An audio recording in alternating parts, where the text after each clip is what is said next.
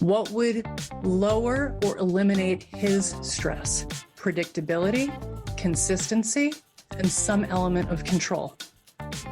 Hello, beautiful. This is personal trainer and wellness coach Kelly Coffey, and I am here with the creative, deeply feeling, bright-eyed author and creator of Timbo, Sue Jones. Hello, Sue. Hi, Kelly. I appreciate you rolling in a little bit of my professional work. Thank you. Well, sure. Sue is very hard at work. She is on the cusp of publishing her second book. Jesus God Almighty. I need your opinion. I had somebody narrate my last book, and I loved her. I thought she was great. But for this book, it's a memoir, so it's a different kind of book. I did a little recording. I sound okay.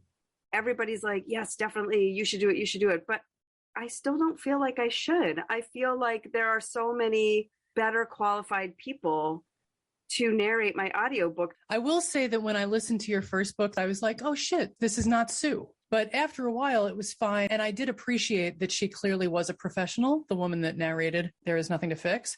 What do you think a professional would bring to From the Flood that you couldn't? Production quality. They have all the right equipment. They're actors. And this is a memoir where a lot of the characters are little kids. There's a lot of dialogue. There wasn't any dialogue in my last book. Like the percentage of people that are going to listen to the audiobook and go, damn, I wish it was Sue, hopefully are going to be really, really small compared to the percentage of people that are listening to the audiobook that never heard my voice or know me. Of course. Well, my professional trauma mama's opinion is to go with your gut. Your talent in this is that you created this thing. Now you get to outsource making this thing available to a wider audience by getting a professional to do the audiobook. I'm 98.5% sure that I am giving you the best advice possible. It's a part of me that's like, I don't want to disappoint people that is tripping me up. Yeah, well, when you feel like you're disappointing someone, maybe you could drop into your body and see what that feels like and maybe take a few breaths. If you ever... Like, I wish that you had done it. I'll be like, Kelly Coffey told me not to. Dude, if I can ever make your life easier by you just throwing me under the bus, you have my blanket permission to do that. Thank you. All right. So this week, I am very excited to welcome our guest, Alyssa, who comes to us via Becky. Sue, can you remind us about Becky's episode? Becky was the woman that called in for some advice around her tendency to sabotage her efforts to be healthy. And that was a very popular episode. Seems like it resonated with a lot of people. I can't imagine why. So I love Becky, and Alyssa knows Becky, so I love Alyssa. Alyssa, can you please unmute yourself? Thank you for having me. I am a mom of two boys. I have a 1-year-old and a 5-year-old, and I am a heart-centered entrepreneur and looking forward to how you can help me with this problem that I come here with. Awesome. Let's just dive right in. Why don't you tell us what you're coming here with? So when my oldest son, my 5-year-old, he's a very strong personality and he doesn't want to go to bed, and he just basically makes me have to drag him up to bed. And last night, and there have been times when something just snaps in me and I get so mad and even just embarrassed to even say this, honestly, but like I wanted to hurt him. Like I wanted to squeeze him and shake him. And in all of that, I contained myself, but it felt very ugly. Just kind of check in with your body. What are you feeling? I feel it in my heart and in my solar plexus. I'm really grateful for you coming to us with this particular issue, because I don't think you're alone in having moments like that. And I think that it's probably not something that moms are willing to talk about out loud, but need support around. Can I ask, do you have a co-parent? Yeah, their father. And he gets frustrated and angry. And I also feel like I have to be the calm one. And I have to be the one trying to keep the peace so that my husband doesn't totally lose it. But I just lost it last night. I'm just going to go out there on a limb and assume that you desperately and completely and totally and with every fiber of your being love your children. Is that accurate? Absolutely. This is not an event that suggests a lack of love or a lack of commitment. It is a very deep emotional reaction to a certain kind of and quality of stress. And I get it because I have also experienced it. I have two kids who are now 9 and 11. I don't want you to feel like you're the outlier, right? Just because we don't talk about it as a culture doesn't mean that it doesn't exist. And for most people, I appreciate you being so brave to share it with us. Alyssa, I'm wondering if you are familiar with the term window of tolerance. I can understand probably what that term means. Window of tolerance basically means your stress threshold. There are many things that can reduce your window of tolerance. That can be anything from early traumatic experiences to current life stressors. And so probably is a good idea to start talking about maybe some things that are going on in your current life or your recent life or your past life that may have contributed to that moment of a small window of tolerance. And when Sue says past life, she doesn't mean when you were Cleopatra. She means like when you were a kid. The morning struggle was a hard one for me, meaning getting to school on time. That was a lot of releasing of control, changing things up, trying to use all these tools and things like that. And so to answer your question, I can't say that right now has been a particularly stressful time. I almost wonder if it was the anticipation of how my husband would react with him acting out in this way and feeling kind of responsible and needing to step in and needing to take care of it, even though it wasn't my turn to take care of it. So when you're talking about the morning struggle, just in comparison, I'm getting the sense that you haven't had that moment in the morning of, I want to hurt my kid. There was one. So I put him in his seat. I had to force the seatbelt on. And then our dog jumped in the car and he kicked her and I lost it. And I hit his leg. And even that's hard to remember. I don't think I ever forgave myself for that. The mornings were hard for a long time. And I just started crying. I didn't know what else to do. I just lost it. And then he started crying because he felt bad that I was crying. And he's just a kid. He's trying to learn his emotions. I'm just trying so hard not to create traumatic imprints in his life. And that morning that he saw me crying and I just couldn't really hold it together, he listened.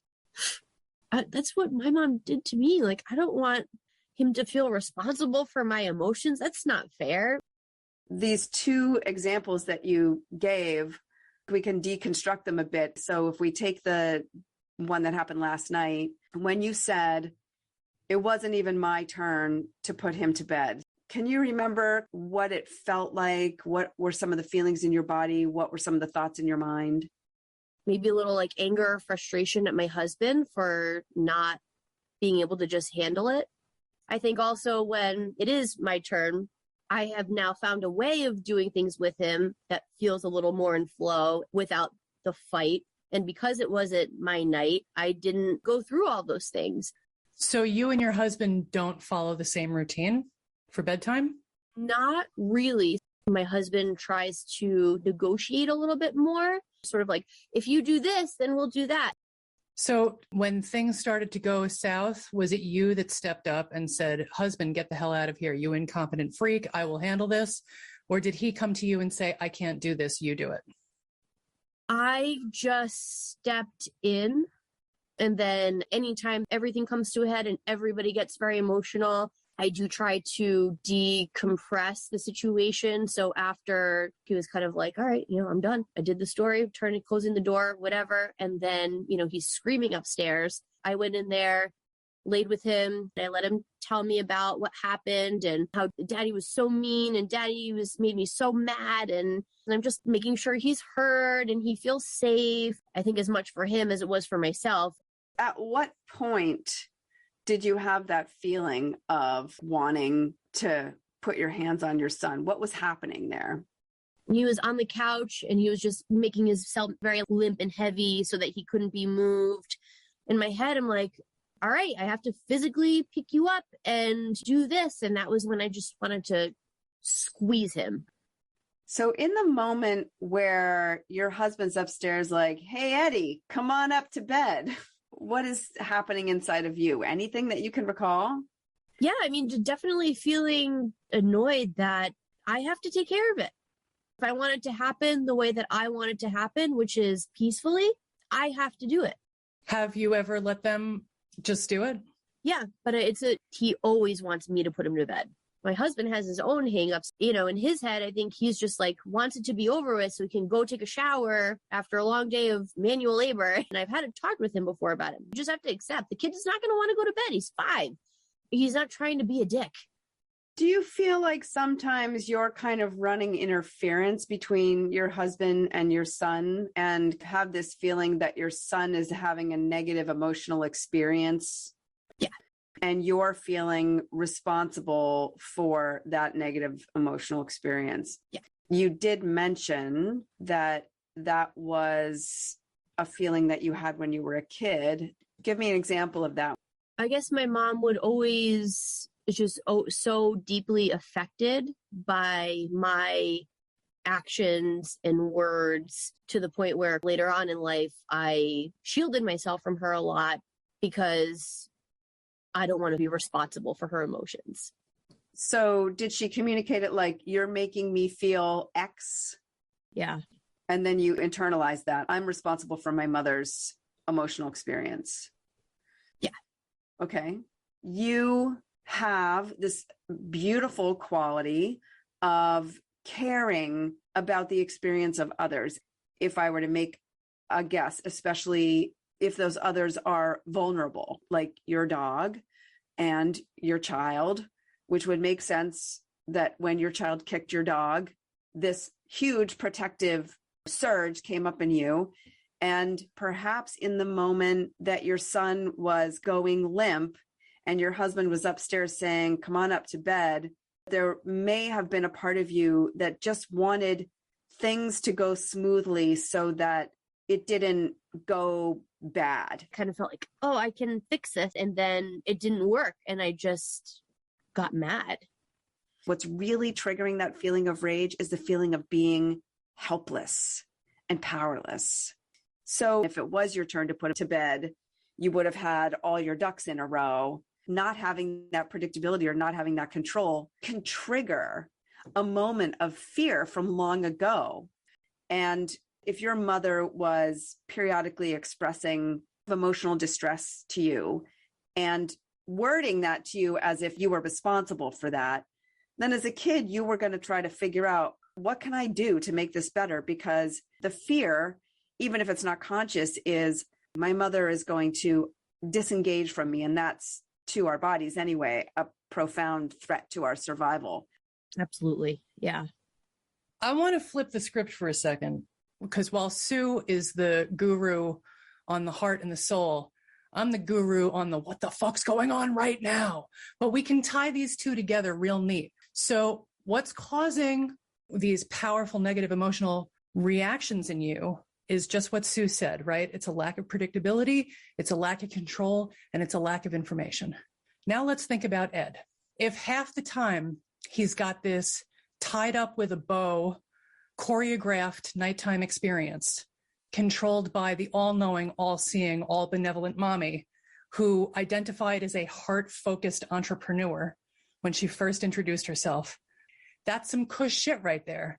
And then the other half of the time, it's any goddamn thing goes in whatever way he can manipulate it.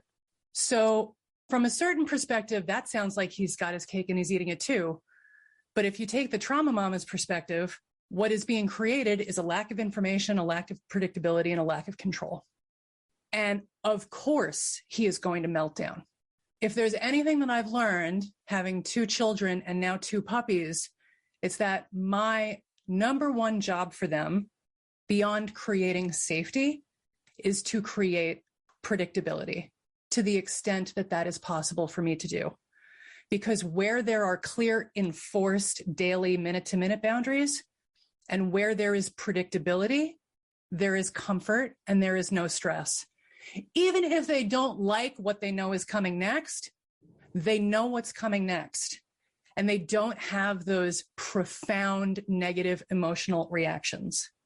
You as an adult think that you're doing him a service when he freaks out and you're there and you're lying with him and you're letting him talk about all of the things.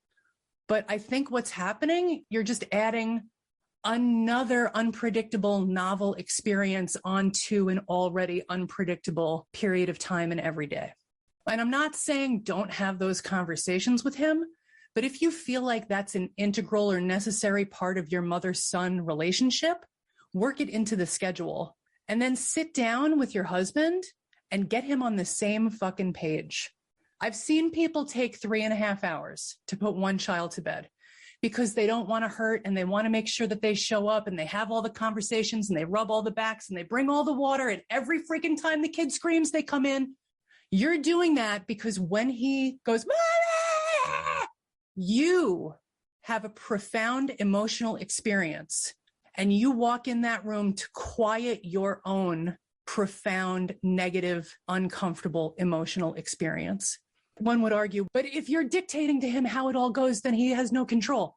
So what you do is you say, after these things that must happen are accomplished, you get to choose what book we read. And then all of a sudden, he has an element of control in an otherwise structured and predictable, safe container.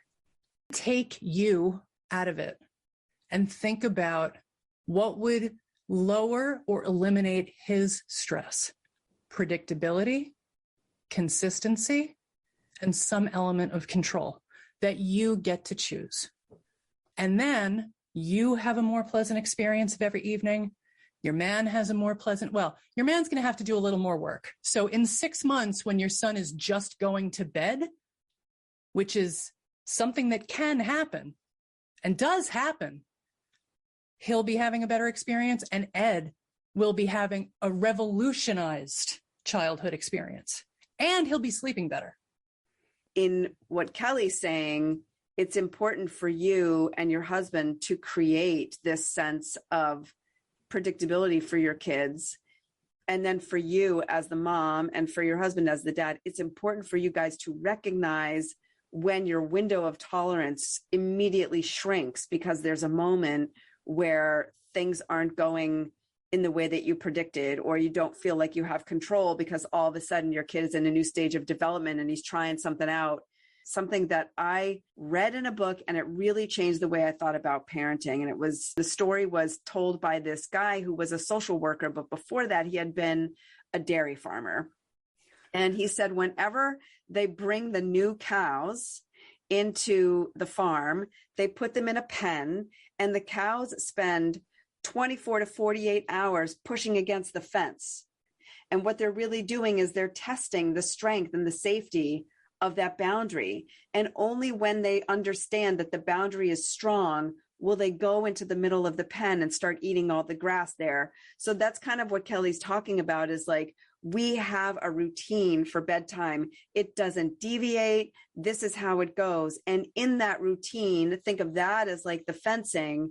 Your son is going to push against the fence. Where you want to stop and check in with yourself is his emotional experience right now challenging my ability to hold that fence strong? That's the most critical time for you to keep that boundary strong, because only when he realizes that it's strong and it's going to hold is he going to feel like he's safe. And I have to just say, it is such hard work to be a parent of little kids because it really pokes at all of our old wounds. And it's so hard to hold healthy boundaries when you have a screaming child who is, Mommy, Daddy was mean to me. Oh my God. I can feel that in me. I'm like, oh my God. Oh my fucking God. Right. But let's assume, and this is not the case for everyone, so don't let me put ideas in your head and glorify a husband if he's a piece of shit, listener. But I think that Alyssa's husband is a nice guy and a good dad who fundamentally loves his children and is not abusing them in any way. He just doesn't have the patience of a saint. And how many of us do? I think Alyssa is probably the exception to the rule. it's okay to let that request, whatever request comes on the heels of that, go unmet because it's bedtime. And in 6 months, if you and your man get on the same page with the steps, it will be the way that it has always been. I'm on the same page with Kelly. It is important to have these boundaries and to hold them strong. It's also important to emotionally attune with your child. That does not mean that his emotions are triggering your emotions. That means that you're validating his emotions, that you are able to say, I know you want to read one more book. You can really let him know that you know he doesn't like it and you know it isn't fun, but the boundary's not moving, right? The fence is going to stay there. So we're not saying put your kid in the room, lock the padlock, walk downstairs, watch The Bachelor, and don't answer him. Let's say, okay, 3 weeks go by. Alyssa and her husband, they have an airtight schedule plan. They are following it through. There's no deviation. All of a sudden, because of a new developmental stage, he does that thing where he refuses to follow the protocol and he goes limp. Now what? I don't know. I could almost feel myself going right to where I was last night and like, I don't understand. Like, this was working. Why isn't this working? Why is this happening tonight? It's not going to be through some miracle that you put all these boundaries in place and all of a sudden your kid follows the rules. And by the way, I don't feel like our job as parents is to create kids that just blindly obey. Right. But there are going to be times where both of your kids challenge the boundaries that you set. So what are some strategies that you can use in those moments where even within the confines of a strong boundary and protocol, your kids are challenging that? Please. Please, Sue. I can tell you what I did. The bedtime routine started at the exact same moment every night. The opening of the bedtime routine was child goes on the back and gets danced up the stairs while we sang a song. So limp fucking doesn't matter. Here we go. It's bedtime, bedtime for babies. Oh, it's bedtime, bedtime right now. And up the stairs we would go. And while I continued to sing, child was placed down, clothes were removed. Foom, foom. How fast can I get your shirt up over your head? How fast can I get your pants down around your ankles? Oh my God, let's go. Into the bathtub. I mean, it was the exact same, like literally now between two children, I have probably done this 4,000 times. I think what I'm definitely taking away personally from this so far is getting on the same page with my husband. You may have to make some compromises so that you and your husband can agree on a routine that you're both willing to enforce. Because if you say, do it my way, and this is what it looks like, and all of this stuff, it's very likely that when you're not around, he's just going to do it his way anyway. So you've got to really have these conversations and make sure that you are working together, but it has to be something that you both feel that you can commit to following through on every single time. Start to practice using some things like breath or walking away for a moment that can allow you to put some actual literal space between that feeling in your body and what you end up doing, so that the next time he can actually learn from the experience and not just feel frightened that, you know, his amazing, wonderful, loving mommy just suddenly seemed like someone different. Does that make sense? Yeah. Alyssa, I'm so glad you came to us with this. I think every mother faces these moments, and I hope that we were helpful in some way. Absolutely. Thank you so much. Feel free to just email us that bedtime routine once you come up with it. Definitely. Yeah. Thank you so much, ladies. Oh, thanks, Alyssa. Thank you, Good Alyssa. Luck to you. Oh, Kelly, you know what? I have to say, in all honesty, I was so much more like Alyssa. And I think in hindsight, there were a lot of things that I could have done better. But I think to the point of our conversation with Alyssa, I was really just caught up in how badly I was feeling. That's one thing that I see a lot of. I find that conveniently what's happened in a lot of super touchy-feely parenting circles is the parents are reacting from that deep emotional place in themselves and to quiet their own emotional discomfort rather than considering what will ultimately in the long term be healthier and more stabilizing and beneficial for their child. Those two things are in diametric opposition to each other. You have to give your child the opportunity to experience discomfort, or you're going to raise some crazy psychopath. I mean, what you will raise, you're actually handicapping your kids when you make their lives extremely comfortable and like as easy as possible, because they're going to have to get out into the world and have to navigate through a world that is pretty that doesn't ruthless. Give two shits about them or how they feel, right? Absolutely not. I'm not the only parent that has learned that lesson the hard way. Trust me, I'm fully aware of how hard it is to do what we recommended to Alyssa. Let me just say, I've said it before, for parents out there that have little kids, hold out for your kids to turn 18 and move out, because life is glorious. Sue Jones, I adore you, and I thank you so much for being with me today. Love you. Hey, everybody, hit the website, thetraumamamas.com. Sign up for our Timbo program. You should definitely pick up Sue's book, There Is Nothing to Fix. You should definitely read more about my Pleasure Principles course, and you can sign up for the wait list for that on the website as well. We will see you next week. Same bat time, same bat channel. Leave a review. Shoot us an email. Bye. Bye.